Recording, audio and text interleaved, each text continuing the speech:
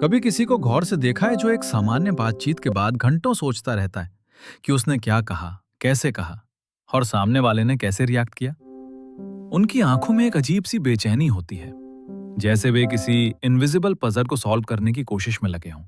ये वो लोग हैं जिनका दिमाग कभी शांत नहीं बैठता। ऐसे लोगों के लिए एक सिंपल व्हाट्सएप मैसेज भी किसी मिस्ट्री की तरह होता है। जैसे ओके का मतलब क्या है? क्या वो नाराज है? क्या उन्हें बात पसंद नहीं आई? सामने वाले ने 2 मिनट में रिप्लाई किया या 10 मिनट में?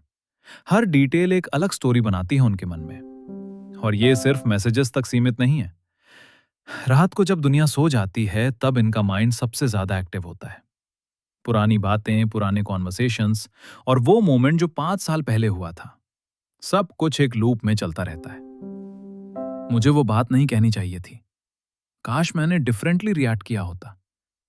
वो शायद मेरे बारे में यही सोचते होंगे। ये सिनारियोज उनके माइंड में इतनी बार प्ले होते हैं कि इवेंचुअली वे असली मेमोरीज से ज्यादा रियल लगने लगते हैं। इन लोगों का रिलेशनशिप डिसीजंस के साथ बहुत कॉम्प्लेक्स होता है। एक सिंपल चॉइस, जैसे कि किसी को पार्टी में इनवाइट करना या नहीं, घंटों की मेंटल कैलकुलेशन बन जाती है। क्या मैं उसे इनवाइट करूं? क्या वो वाकई में आएंगे?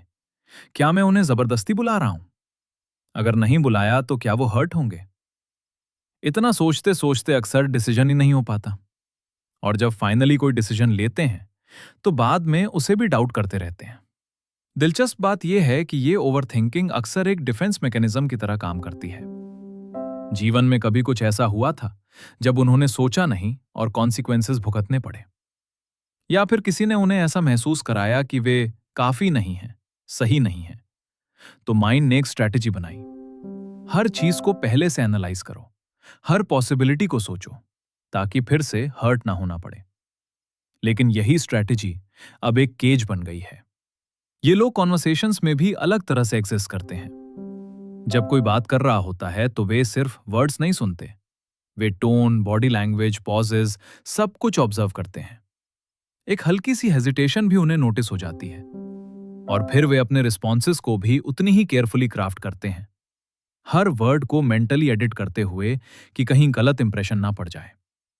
सोशल सिचुएशंस उनके लिए एक तरह का परफॉर्मेंस बन जाते हैं। जहां बाहर से वे नॉर्मली बात कर रहे होते हैं, अंदर एक रनिंग कमेंट्री चल रही होती है। क्या मैं ज्यादा बोल रहा हूं? क्या मैं बोरिंग लग रहा हूं? मुझे अब कुछ फनी कहना चाहिए, नहीं वो फोर्स लगेगा। और इस इंटरनल डायलॉग में इतने बिजी हो जाते हैं कि एक्चुअल मोमेंट मिस हो जाता है। रिलेशनशिप्स में ये पैटर्न और भी गहरा हो जाता है। वे अक्सर वर्स्ट केस सिनारियोज इमेजिन करते रहते हैं। अगर ये छोड़कर चले गए तो? अगर वो मुझे सच में नहीं समझते तो? और इस डर में वे खुद को इमोशनली गार्ड कर लेते हैं। वल्नरेबिलिटी उनके लिए एक रिस्क है जो वे लेने से डरते हैं, क्योंकि उनका माइंड पहले से ही सारे दुख इमेजिन कर चुका होता है। कभी कभी ये ओवरथिंकिंग एक तरह की लोनलीनेस क्रिएट करती है, जो शब्दों में बयान नहीं की जा सकती। वे चाहते हैं कि कोई उन्हें बिना जज किए समझे, लेकिन साथ ही कॉन्स्टेंटली डाउट करते हैं कि क्या कोई सच में समझ सकता है। वे अपने थॉट्स को शेयर करना चाहते हैं, लेकिन डरते हैं कि सामने वाला तुम बहुत ज्यादा सोचते हो कहकर डिसमिस कर देगा। और सबसे पेनफुल पार्ट यह है कि वे खुद भी जानते हैं कि यह सब अननेसेसरी है। वे देख सकते हैं कि दूसरे लोग आसानी से मूव ऑन कर जाते हैं, डिसीजंस ले लेते हैं, बिना इतना एनालाइज किए जी लेते हैं। लेकिन उनका माइंड डिफरेंटली वायर्ड है।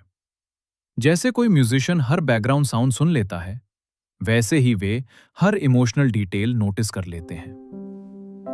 रात की वो घड़ियां सबसे मुश्किल होती हैं जब कोई डिस्ट्रैक्शन नहीं होता। तब सारे अनरिजॉल्व्ड थॉट्स एक साथ सरफेस पर आ जाते हैं और वे वहीं लेटे रहते हैं, अंधेरे में, उन सवालों के साथ जिनके जवाब शायद कभी नहीं मिलेंगे। शायद यही सबसे गहरी ट्रूथ है इन लोगों के बारे में। वे इतना ज्यादा इसलिए सोचते हैं क्योंकि वे डीपली फील करते हैं। उनका माइंड एक इंस्ट्रूमेंट है जो बहुत सेंसिटिव है, हर फ्रीक्वेंसी को पकड़ लेता है। और कभी कभी बहुत क्वाइटली वे विश करते हैं कि थोड़ी देर के लिए बस सब कुछ बंद हो जाए।